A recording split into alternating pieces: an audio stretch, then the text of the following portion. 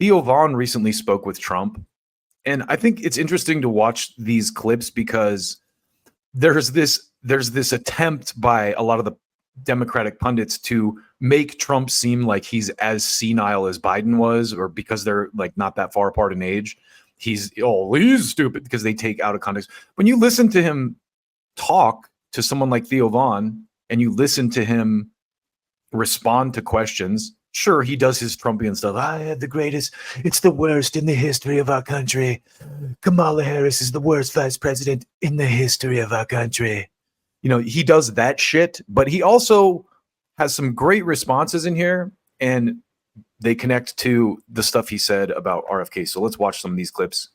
And again, this is one of those things where go watch the whole interview. I'm sure Theo Vaughn's going to copyright me for this. But he's actually good about it. He doesn't actually strike you. He's just like, you know, that's my clip, but you can use it. So let's watch this. And addiction is something that's really ramped up, even like you're saying, like in the past 20, 30 years in our country, right? And during the opioid epidemic, they estimate that like almost 600. So full disclosure here too, I have a family member who died of opioids. And I've probably talked about this before, but he was a guy who literally would always hurt himself to get drugs. And I was thinking about it the other day. It kind of made me mad that no one in our family confronted him about it, because everyone knew he was getting hurt almost intentionally. And no one said, hey, why are you doing this? Like, statistically, it's impossible for you to be hurt this much. No one gets hurt this much on accident. But anyway, that's this issue, you know, the opioid thing has a personal, you know, meaning to me. 1,000 people died. Yeah. And that doesn't even include the broken hearts and the deaths of families and circles of trust, all, you know, just people that lost a brother. Doesn't even include the actual the siblings, right? Or, you know, and so the ripple effect of that is huge. And there's that Sackler family that pretty much got away with it. You know, they had a financial slap on the wrist, but we're one of the only countries that allows drug advertisements and pharmaceutical companies to advertise on television. Like, what do you think are things that you can do to help curtail that when you get in office? Listen to Theo Vaughn doing a better job than anyone on CNN or MSNBC or probably Fox. I don't watch any of those really, but correct me if I'm wrong. Throw a clip in here. But he actually asks Trump some good questions that the media would never ask him. So, well, we did a great job. We had. Does that make sense or not? Yes, it does make sense. And we had committees, blue ribbon committees in certain cases, but committees that would meet. The big problem we have is, you know, fentanyl is probably the biggest. Opioid is bad. Opioid is bad too. Yeah. I think that's bad because everyone thinks, you know, in many cases, they think they're going to do away with pain. And literally. Also, the thing they gloss over here is opioids are legal. Fentanyl is not. The time is so short. If you take it for like 2 weeks, you're almost addicted to it. It's incredible when you. Oh, well, all of that is horrible. But why do we allow that? How did you get addicted? How did? No, I would just do cocaine. That was really, yeah. So not just, yeah. That's down and dirty, right? Yeah, and this. I mean, it was, yeah. But you don't anymore? No, I don't do it anymore, man, and I'm not doing it. Is it too much? Too much to handle? Some of the stuff started to get a real rattle in it too. So the way I came into Theo Vaughn, just as a quick aside, is a video he did or a story he does on a show called This Is Not Happening about why he quit cocaine. It's like Me and Daryl Strawberry. If you have not seen that, I highly recommend it. You will laugh your ass off. It's a great story, and the way he tells it is absolutely brilliant. I don't know where we were even getting it from in this country, but yeah, it started to make me feel like I was a mechanic or something. So the thing you go back to then is alcohol for the most part. Right, yeah, but what I want probably is cocaine, but I know that if I have a drink, then it'll like, be like, okay, well, I had a drink, then I can do this. Is cocaine? That's so honest too. Alcohol is the real gateway drug, not marijuana. A stronger oh yeah. Up? Yeah. Cocaine so you're way up with cocaine more than anything else you can think of. Cocaine will turn you into a damn owl, homie. You know what I'm saying? You'll be out on your own porch, you know, and you'll be your own street lamp. You're freaking. And is that a good feeling? Well, no, it's horrible. A miserable feeling. But you do it anyway, just like the guy you're saying with the scotch. Like you So it's interesting to note Trump has never done cocaine or even really drank. He doesn't really even drink. you knew it was bad, but you still. So it's not even good during what would be normally the good time. In other words, oh wow. So why would you do it? I wouldn't. That's why I don't. Yeah, that's terrible. But it's crazy because that's what alcoholism is. I think it's that it trumps the why. Yeah. It doesn't, and it just, you don't, and you just go to. It's like, so that's why they say that it's cunning, baffling, and powerful. That's what they say about alcoholism, and it is. It's Which is a bigger problem in our country, would you say? opioids. Bigger than alcohol. Oh, for sure. I think that's one of the biggest problems. And compare that to fentanyl. Oh yeah, well that's the problem is people are making fake opioids because they can't afford real ones, or they're just getting them off the street and then they put fentanyl in them. Yeah. So again, that's a inquisitive Trump asking questions about an issue that he clearly doesn't have a lot of personal experience with. The conversation starts with him talking about his brother, who was an alcoholic, who, he didn't drink because his brother, he saw what happened to his brother's life. But let's keep going here. So this next clip is really good because Theo keeps on this pharma theme here, and I think it's really good that he stays. I wanted to ask you about was like, so there's like the big pharma lobbyists, like there's 1,800 big pharma lobbyists in Washington, D.C. Right. There's only 535 total representatives or senators total.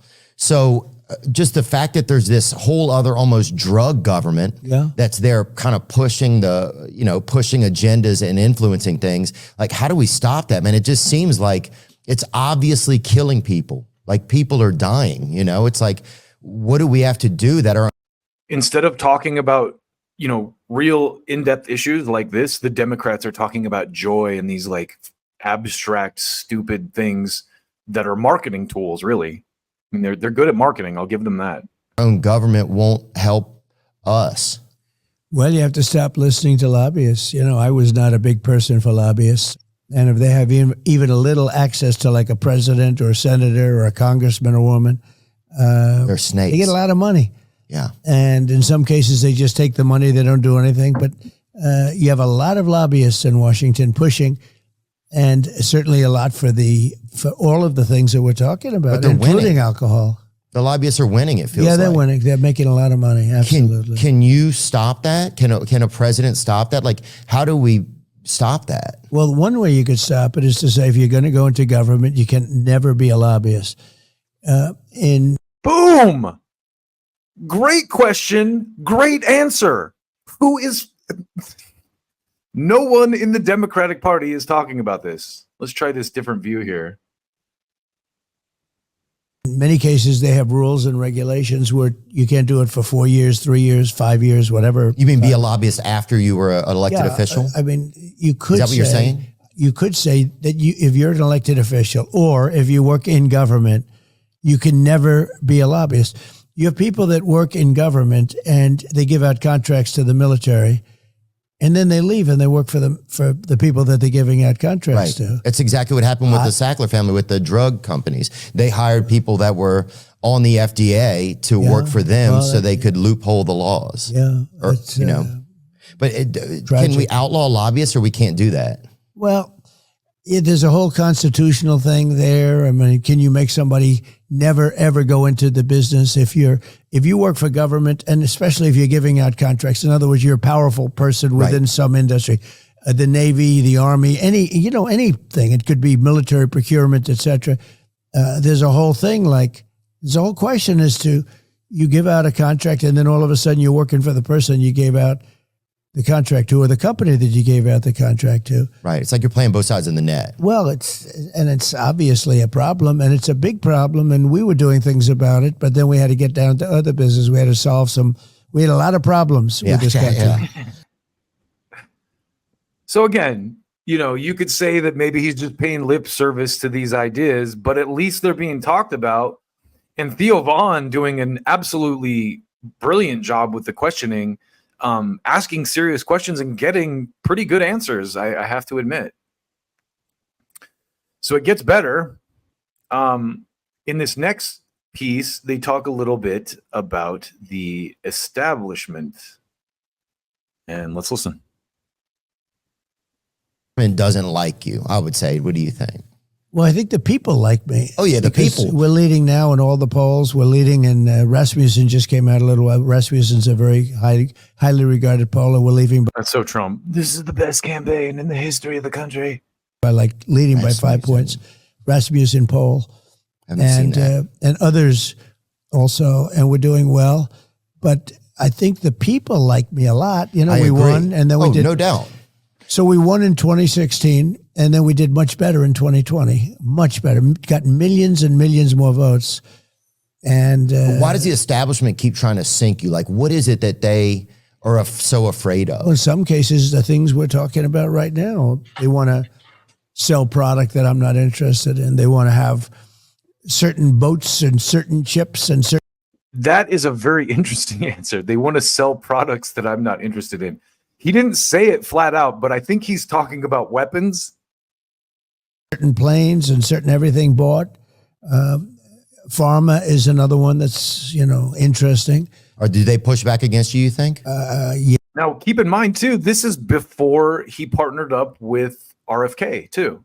Yeah, I think they do. Well, yeah, I think it's pretty obvious that they do. In one way, that's a positive thing politically, because when you can show that they push back, the voters seem to like it.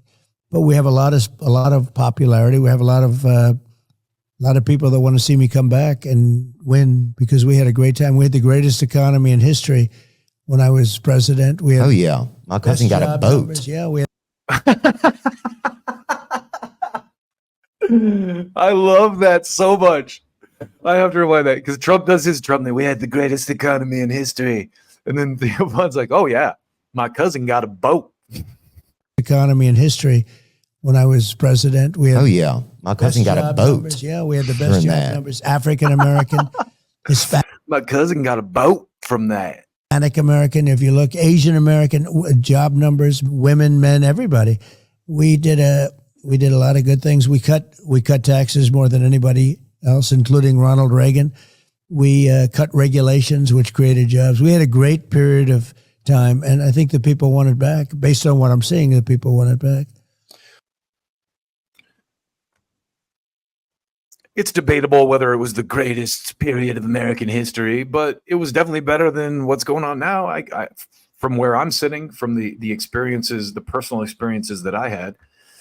So here they talk a little bit more about healthcare and what's going on. And Interesting. and I know So this is great too. They talk about Bernie. It's very interesting. certainly you guys don't agree on a lot of things, but I think you both acknowledge how horribly rigged the healthcare system is against the American people. Because hospitals and insurance companies get away with hiding their prices from all of us, and literally they can charge whatever they want. It's like you sign up. People that are advocates for the Democrats out there, show me who in the Democratic Party is having this conversation. This was the Bernie conversation. This was the Bernie conversation. It's not being had anymore. The DNC was, we'll get into this, but the DNC was just like a scary story about Donald Trump. They didn't talk. It was very light on policy, other than, continuing wars, which we'll get And to. say, yes, I'll pay. You trust the hospital, but then you get home and the bill it's whatever, which pretty much feels like some form of extortion to me. That's what it seems like to me. It's a form. Yeah. But you had an executive order where you created a federal rule for hospitals and insurers to publish all their prices. Yep. Right? So that people would be able to know, okay, if an MRI costs $600 here and it's $5,000 there, then I can go here and save myself money. Right. But that hasn't even been enforced. Like hospitals, Biden got away with it. hospitals and insurance companies, they're still not showing their prices. They hated it. Of course they did. And because it would have made it very competitive, and Biden let it go. He never enforced it. And to get that approved was a big deal. And that would have brought down the I'm just seriously blown away by how informed and intelligent Theo Von's questions are. price of So many things. not only, just care, right? Care, physical care, mental care. That would have brought down the cost of care by 50, 60%. And Biden and Kamala didn't press it. It was a big thing to get it, but I'll be pressing it. And because I'll be pressing it, and because I'll be pressing it, there are some people that are vehemently against it for financial reasons, for money reasons. But those people can go to hell, dude. That's insane. Yeah, no, they're bad people. Especially because one of the leading causes of bankruptcy in America is medical debt. I mean, that's crazy. It's pretty. And I don't even think I made that up either. No, it's when you think of it. At first, when you said it, I said, "Wow," and then I'm thinking about it. I said, "It's really not." Did anyone at the DNC mention how bankruptcy from medical debt is like one of the leading causes of bankruptcy? Medical debt is. Did they talk about that at the DNC? If they did, let me know. I didn't watch the whole thing, obviously, but wow, I understand it. Yeah, tremendous lobby, tremendous powerful lobby. Well, yeah, because think about what else is going to put you in medical, like in that much of a debt. It's like, I believe that's accurate. Who's behind? So in this next clip, they talk about the medical, like in much of a debt. It's, I believe accurate.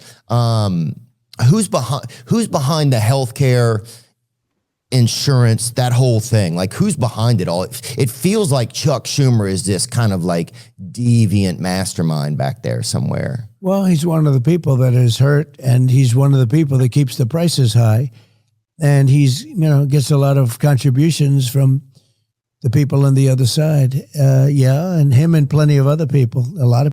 I do like that he said that too. He didn't just attack Chuck Schumer. He said him and plenty of other people. So good on Trump for that. People, it's a very powerful lobby. But wouldn't they? Why do they want the most powerful lobby? The lawyer lobby. That feeds into that also. It all feeds into it. Wait, hold on, just so I understand, Donald. Sorry.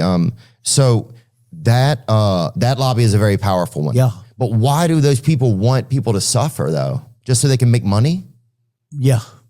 That's crazy. Yeah, it really has to do with money.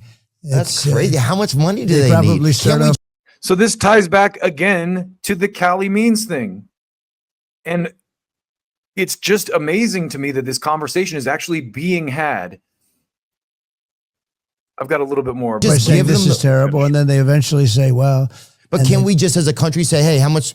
Okay, you need $3 million. We'll give you that. Fuck off. Yeah. We want to be healthy. Yeah. Like, can't we make a deal with those people? They're very tough to deal with, and they've been taken care of by drug companies and others for years. You have politicians that have been for years being taken care of by people that make a lot of money, and they want to keep making a lot of money. And it is, in that case, it's not a power thing, it's a money thing. Yeah. A lot of money. What are some of the other? One of the things I just wanted to say real quick is the whole thing that Andrew Tate touched on about the Matrix is so real to me, because I don't watch mainstream news pretty much at all. And the people that I'm surrounded by who do have no idea about any of this stuff. They completely live in a world where Kamala Harris is the greatest. So in this next clip, Trump and Theo start to get into the Democrats a little bit, and Biden, and just what's kind of transpired over the last couple months. This is good. There was a rumor that you almost had RFK Jr. as a potential vice president. So keep in mind, this was before Friday, and listen to what Trump says. No. Okay. Just a rumor. Yeah, and I like him. I've always liked him. But yeah, I like him too. Bobby and I are friends. He's a friend of mine. I've known him for years. He's a good man. Yeah. He's in there pitching. It's tough. It's a two-party system, and he's a third party. It's a tough thing. He can't get registered now in New York. I see New York, and the Democrats have really opposed him vehemently. I haven't, but the Democrats have really opposed him. So you think he should be allowed to run everywhere? Well, the laws don't allow that. Okay. And the laws don't allow, unless you have 15 or 20%, whatever it is, they don't allow you to debate. You don't have to debate, so you can't get on the stage. You can't. And the debates are very important.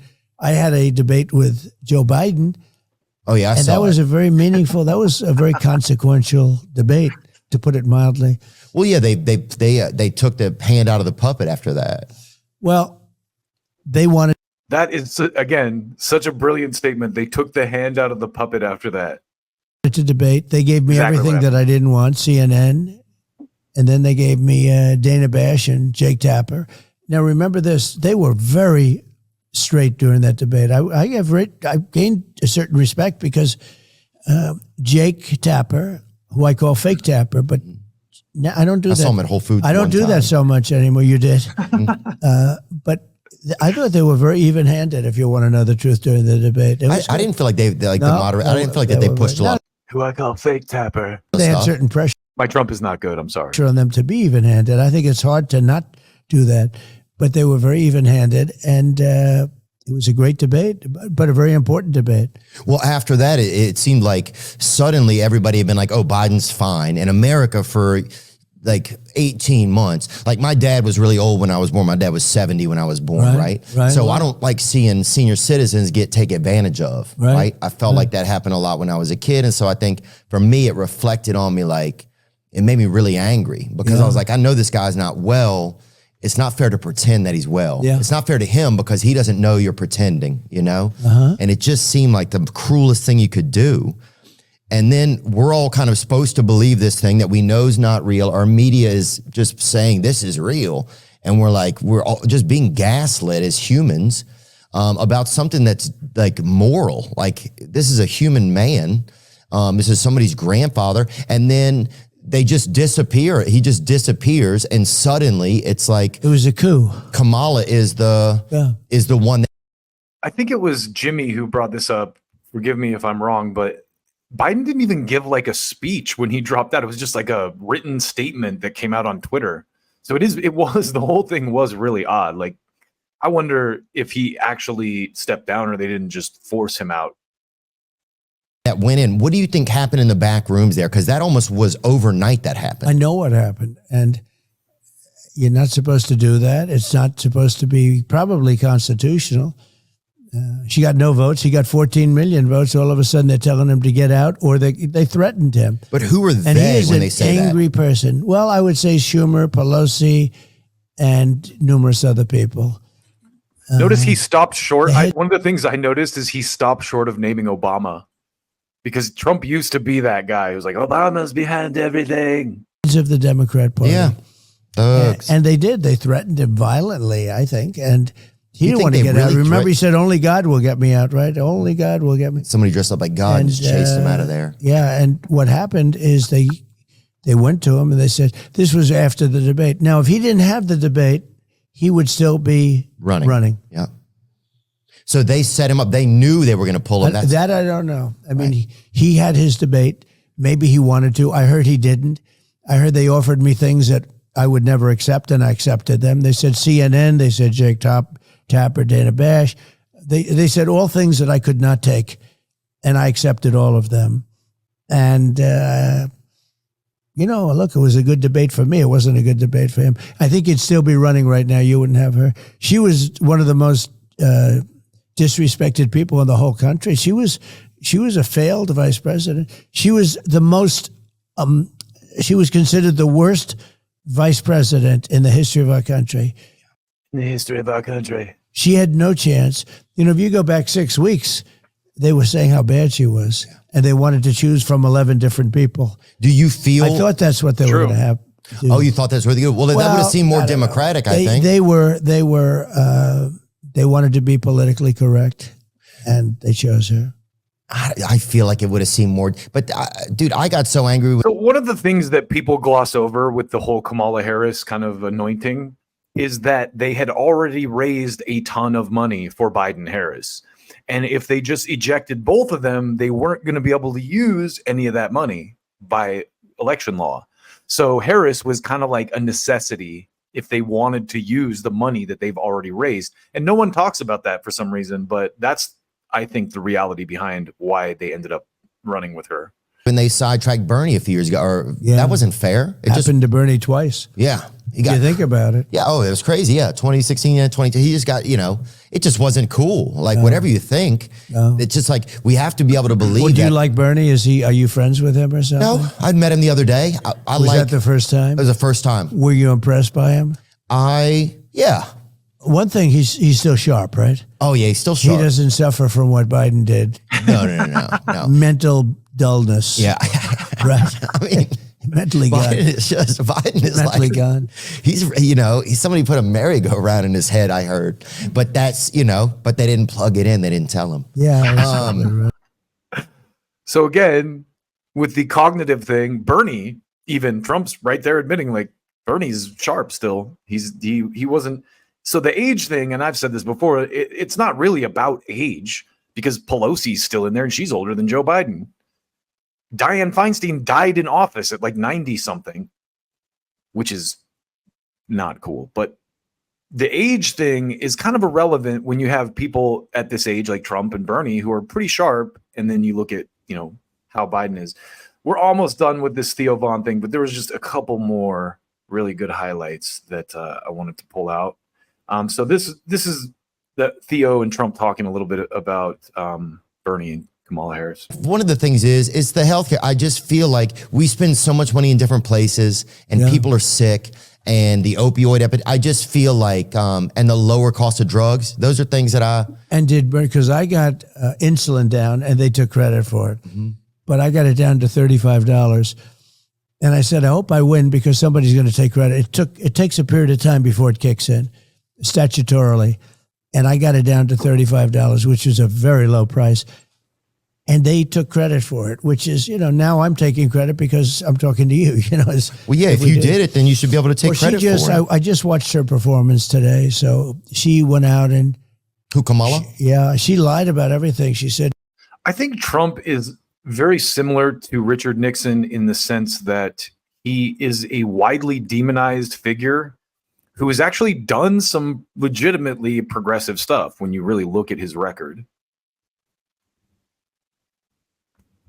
This Trump tax, that Trump tax, that Trump tax. He's going to tax this. He's going to tax all these different things. And I'm not going to tax them. She made it up. So this is the last clip I'm going to show from this. And it's basically them kind of cracking on Kamala a little bit. But it's funny. It's not very mean-spirited or anything. Are really liars. But she's really a liar. She made up a series of lots of different taxes that Trump's going to charge you on clothing. He's going to charge you on this or that. And actually, she's the one. Your taxes are going to go up by 4 times. And if the Trump tax cuts, because I got the largest tax cuts ever, but they in the history of our country, the largest tax cuts in the history of our country expire in a number of months, pretty soon. She has to be able to do something about it.